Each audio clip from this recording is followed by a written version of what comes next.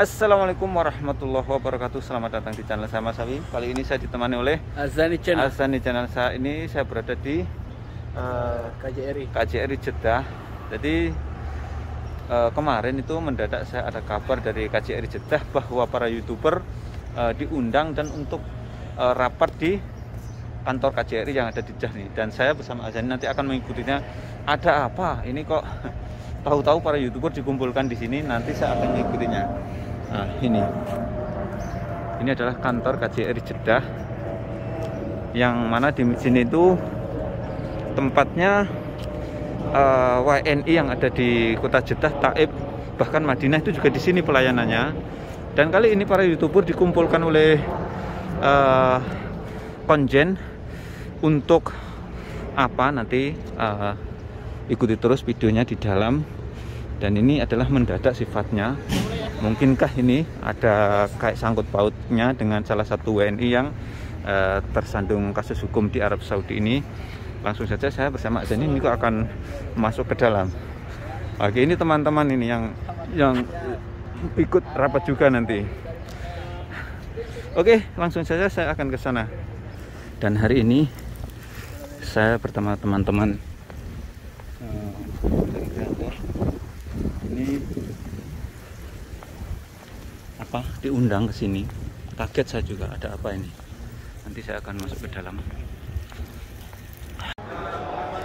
Nah, ini sudah mulai kumpul ini para penggiat. Para penggiat media sosial. Ini dari mana? Mas, ini undangannya ini dari mana aja ini? Dari YouTuber di Mekah, Jeddah, dan Taif. Insya Allah ada 30 orang. 30 orang. Dan ini untuk dari beberapa tahun terakhir ini untuk yang pertama kali atau beberapa kali? Ini yang pertama kali. Maka dari itu, ini tadi saya tuh kaget. Tahu-tahu ada undangan dari KJRI. Ada apa ini? Mudah-mudahan nanti ada apa ya? Cerita penting untuk masukan untuk para konten kreator atau para penggiat media sosial, khususnya YouTuber yang ada di Taif, Mekah, dan Jeddah. Oke, terima kasih. Ini para undangannya sudah mulai datang ini. Ini sini tuh YouTuber yang sudah terkenal semuanya ini. Ada sahabat salam. Ini wajah-wajah yang apa ya, tidak asing lagi, tapi ini nanti ada hal yang penting yang mau disampaikan para konten kreator ini, dan sekaligus nanti ada yang mau disampaikan oleh dari pihak KJRI tentang hal-hal yang dilarang atau yang dikhawatirkan oleh pihak KJRI terhadap para konten kreator yang ada di kota Mekah, Jeddah, dan Taif, yang memang banyak banget. Dan ini sangat mengkhawatirkan karena di Arab Saudi ini undang-undangnya sangat tegas sekali. Ini satu tindakannya preventif untuk agar nantinya tidak ada lagi para konten kreator ini yang tersandung hukum yang ada di Arab Saudi. Hal ini salah satunya ini Kang Kurdi, Muhammad Kurdi. Mas Sawi, apa kabar Mas Sawi? Ini Pak Konjen. Assalamualaikum Pak Konjen. Itu Bapak Konjennya udah datang. Teman-teman para YouTuber yang dirahmati oleh Allah Subhanahu wa taala, yang kami muliakan Bapak Konsul Jenderal Republik Indonesia di Jeddah, Bapak Eko Hartono, yang kami muliakan juga Ibu Siti Nizomia selaku Kepala Kanselerai dan Pelaksana Fungsi Pensosbud 1 di KJRI Jeddah, yang kami muliakan Bapak Syafaat Wafur selaku Koordinator Perlindungan Warga, yang sama-sama juga kita hormati Bapak Yusuf Muhammad Yusuf selaku Staf Teknis Tenaga Kerja KJRI Jeddah, dan kepada yang terhormat Bapak Ahmad Zaini, Staf Teknis Bidang Imigrasi pada KJRI Jeddah. Alhamdulillah, tidak terasa sebelumnya izin kami menyampaikan juga bahwa sekaligus minta maaf kepada para teman-teman YouTuber ini. Sudah beberapa kali kita melakukan komunikasi untuk melakukan acara silaturahmi antara KJRI dengan para penggiat media sosial. Namun alhamdulillah berkat rahmat Allah Subhanahu wa taala dan atas izin Allah Subhanahu wa taala kita bisa berkumpul, kita bisa bertemu, kita bisa bertatap muka dan langsung bisa menyampaikan ide, bertanya dengan Pak Konjen dan seluruh jajarannya. Tidak lupa pula kita sampaikan dan kita panjatkan salawat dan salam kepada Nabi Muhammad SAW yang telah membawa kita dari alam kegelapan menuju alam yang terang benderang. Sesuai dengan yang kita lihat di layar di atas ini, pertemuan kali ini bukanlah pertemuan formal, tetapi lebih pertemuan silaturahmi, pertemuan informal, pertemuan tatap muka antara Bapak Konjen dengan seluruh masyarakat WNI, khususnya dengan para penggiat di media sosial YouTuber. Tujuannya tidak lain dan tidak bukan adalah agar teman-teman dalam berkreasi bisa tetap aman, nyaman, dan bisa tetap mendapatkan apa yang ingin antum dapatkan melalui YouTube. Jadi dari sisi itu aman, dari sisi keberlangsungan selama antum berkreasi juga telah aman.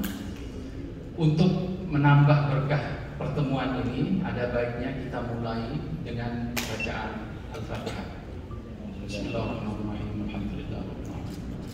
Maliki yaumiddin. Iyyaka na'budu wa iyyaka nasta'in. Ihdinas siratal mustaqim. Siratal ladzina an'amta 'alaihim ghairil maghdubi 'alaihim waladdallin. Untuk mempersingkat waktu, agenda berikutnya adalah langsung wejangan dari Bapak Konsul Jenderal Republik Indonesia di Jeddah, Bapak Eko Hartono. Waktu dan tempat kami persilakan. Assalamualaikum warahmatullahi wabarakatuh. Rekan-rekan sekalian yang saya banggakan, yang saya hormati, terutama sekali di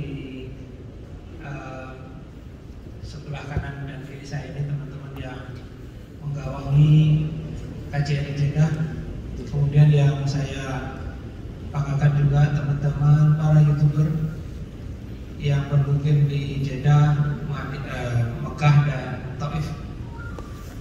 Tentunya sebelum yang lain, mari kita mulai dengan memanjatkan puji syukur karena Allah SWT, Tuhan yang Maha Kuasa, Maha Pengasih lagi Maha Penyayang, yang telah melimpahkan kasih sayang rahmatnya yang luar biasa kepada seluruh umat manusia, sehingga kita bisa berkumpul walaupun dalam situasi yang penuh tantangan ini. Salawat dan salam mari kita aturkan untuk Nabi kita, Nabi Muhammad SAW, yang telah menuntun kita untuk menjalankan agama Islam ini dengan baik. Demikian pula kepada keluarga beliau, sahabat dan para pengikutnya. Semoga kita selalu bisa mencontoh tauladan yang telah diberikan oleh beliau. Teman-teman sekalian, seperti yang disampaikan oleh Mas Bayhaqi, sebenarnya ini sudah deja vu lah. Sebenarnya sesuatu yang sebenarnya sudah kita angankan, sudah kita rencanakan sejak lama. Namun karena pandemi juga terpaksa kita undur beberapa kali ini.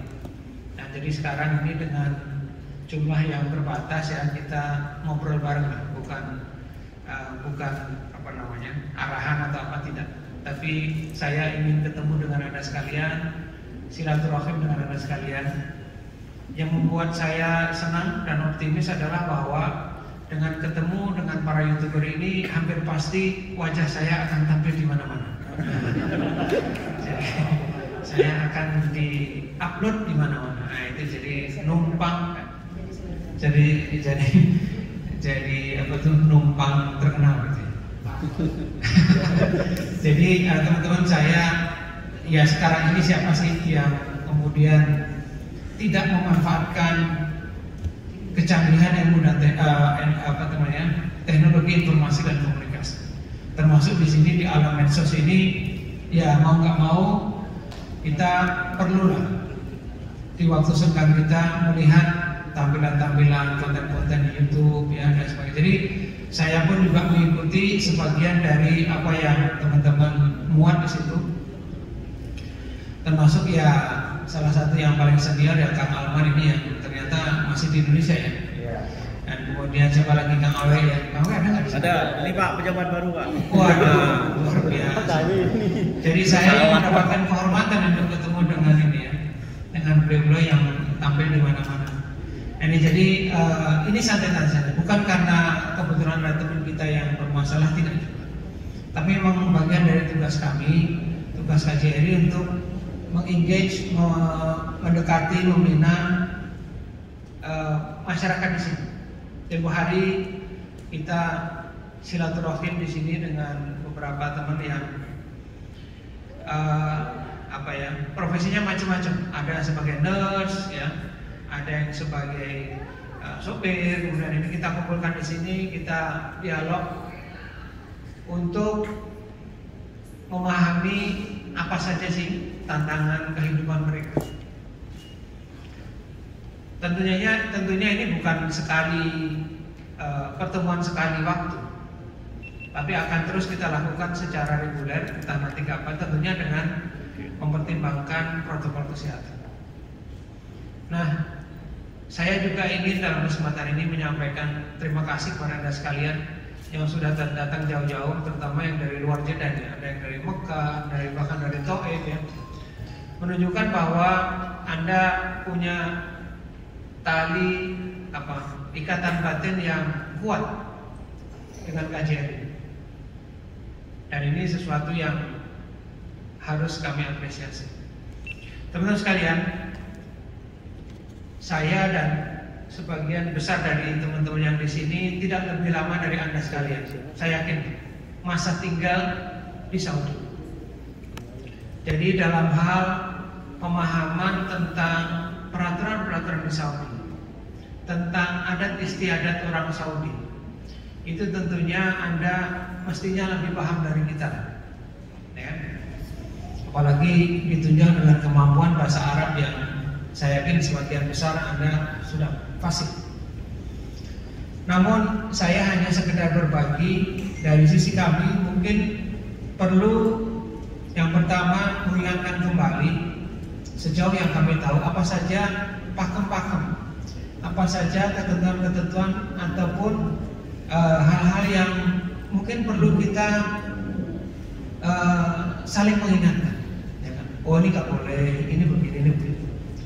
Yang kedua, justru dalam kesempatan ini saya juga ingin mendengar dari teman-teman sekalian apa saja tantangan yang teman-teman hadapi, ya kan? Sebagai YouTuber dan juga sebagai orang Indonesia yang hidup di Saudi. Ya. Jadi mungkin sebelumnya nanti saya mohon lah ya, kalau memang saya yakin Anda punya wisdom, punya kebijakan. Kalau nanti kira-kira nggak pas untuk disampaikan ke publik, ya mungkin nanti tolong di-cut aja ya. Kan ini hanya untuk kita, sebagian untuk kita, sebagian lain silakan dipublikasikan. Nah, yang pertama mengenai apa yang perlu kita perhatikan bersama. Mungkin sebelum lanjut, saya lihat ini datanya ya. Ada yang memang subscribernya, followernya ini sudah lebih dari 1 juta. Seperti kata Alman itu 1,6 juta. 1,8 ya. 1,8. Waduh, ini sudah berapa ribu dolar ya?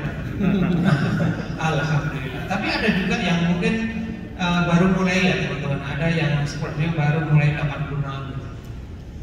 Dan saya paham bahwa untuk mencapai subscriber segitu itu diperlukan efek, diperlukan usaha yang luar biasa. Di sini saya lihat ada ratusan video yang sudah Anda unggahkan. Ini luar biasa, luar biasa. Dan ini saya perlu apresiasi karena sejauh yang saya tahu, untuk menjadi YouTuber yang handal, yang punya viewer dan follower yang banyak, itu diperlukan kerajinan kita kegigihan kita untuk terus memuat konten-konten sehingga viewer itu nggak larian gitu. Kadang karena kita saking semangatnya, itu dalam memuat konten-konten itu kadang kita nggak sadar bahwa bagi kita yang orang Indonesia itu seperti hal yang biasa. Tapi mungkin di Saudi enggak. Nah tadi meskipun Anda sudah lama di sini, tapi coba nanti kita sambil tukar-menukar pengalaman dan pendapat. Menurut saya satu hal yang perlu kita hindari untuk Saudi ini adalah memuat konten tentang kerajaan. Untuk menyinggung mengenai kerajaan saya kira suatu yang sangat sensitif. Nah, mohon teman hati-hati ini. Termasuk misalnya memuat konten tentang istana raja. Apakah di Riyadh, di sini ataupun di mana-mana. Nah, ini sesuatu yang sejauh yang kami tahu itu sesuatu yang tabu, yang dilarang, ya. Termasuk anggota kehidupan dari anggota kerajaan. Nah, ini sesuatu yang perlu kita perhatikan bersama. Kita pernah diskusi kedatangan tamu seorang princess. Padahal karena kepentingannya bisnis, maka saya dan teman-teman di tim ekonomi dan perdagangan itu menerima ya seperti tamu biasa, dan kita diskusi bagaimana kemudian kita memajukan hubungan ekonomi bisnis antara pihak beliau dengan kita. Nah, kita buat untuk kontennya itu. Nah, ternyata kemudian ada teguran mungkin dari pihak sini. Jadi kita nggak tahu juga kenapa tiba-tiba di blok Instagram kita. Jadi pengalaman saya sendiri pun ada. Jadi itu menyadarkan kita bahwa beda loh. Apalagi teman-teman tahu kan, di sini sistem politik dan pemerintahnya beda dengan di Indonesia. Jadi kalau di Indonesia mungkin tetap ada ketentuan undang-undang ITE tetap ada. Tapi di sini saya kira kita perlulah menyesuaikan, berhati-hati juga. Tidak kemudian serta-merta, wah ini kan kita boleh di sini, itu kan di Indonesia. Nah di sini mungkin beda, ya kan? Privasi orang ini juga beda.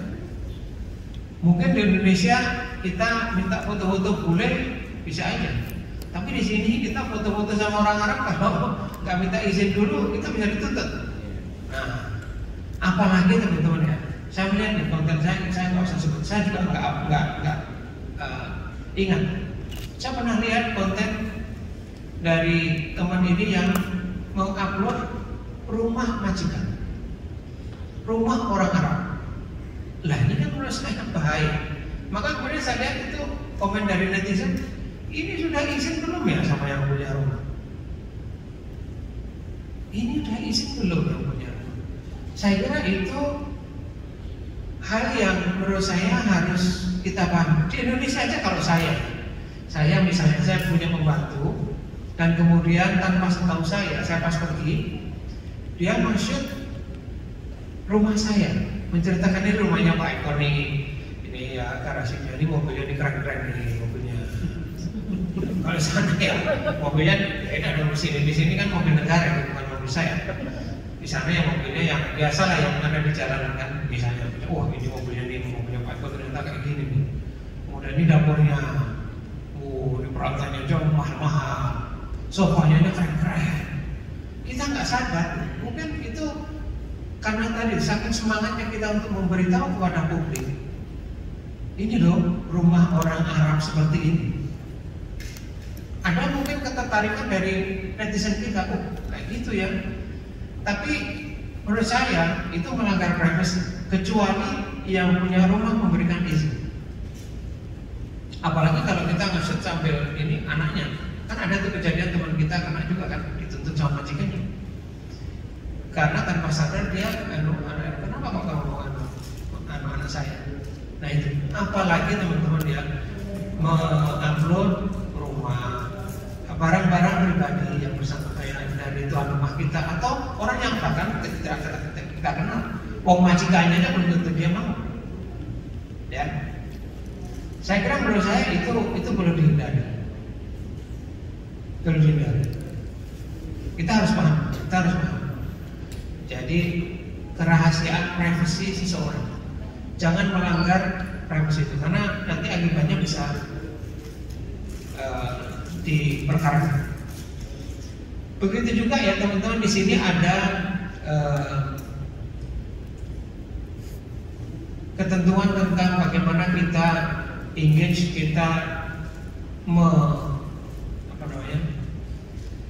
memperlakukan anak.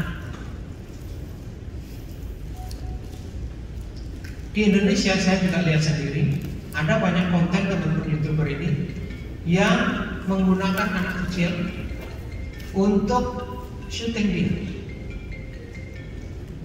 Ini Komnas Perempuan dan Anak di Indonesia pun belum banyak turun tangan.